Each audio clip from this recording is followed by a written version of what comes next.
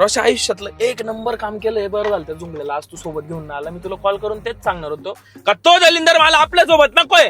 अरे जरी आपला मित्र कुठपर्यंत सहन करणार आहे, गाडीत पेट्रोल टाकायला पैसे नाही देत, त्याच्या बापाची गाडी असल्यासारखं त्याला फ्रंट सीटवर बसायचं. 2 मिनिटं ऐक तू, त्याला फ्रंट सीटवर बसायचं, त्याला गाडी चेंज करायचे. अरे इथं हक्क गाजी तो घरी त्याचा बाप त्याला स्प्लेंडरची चावी देत नाही, कधी त्याला पायी फिरतो घरी. चांगलं बरं आहे तू. काय जाऊ दे चांगलं बरे. अरे क्वांटिटी द्यायची वेळ आली ना, 1000 रुपये पर पर्सन झाले, 100 रुपये 50 रुपये देतो. याच्या बापाची ठेव का हा? याच्या आई बापानी फक्त पैदा केलाय ना आपल्याकडे सांभाळायला सोडून दिलाय. जाऊ दे ना, मी तर म्हणतो याच्या डॉक्युमेंटवर लिगली माझं नाव लागलं पाहिजे, लिगली माझं नाव लागलं पाहिजे. तुला सांगतो अरे आता उज्जैनला गेलो, 4 दिवस नाही झाले त्या गोष्टीला. ऐक, विलाला गेलो, एवढा चांगला विला तुला सांगतो.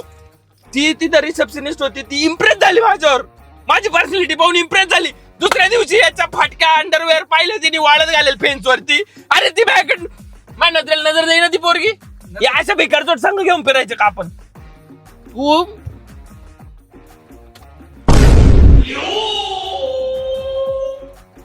आधी का पण नाही सांगितलं? एवढा टमका करतो तू.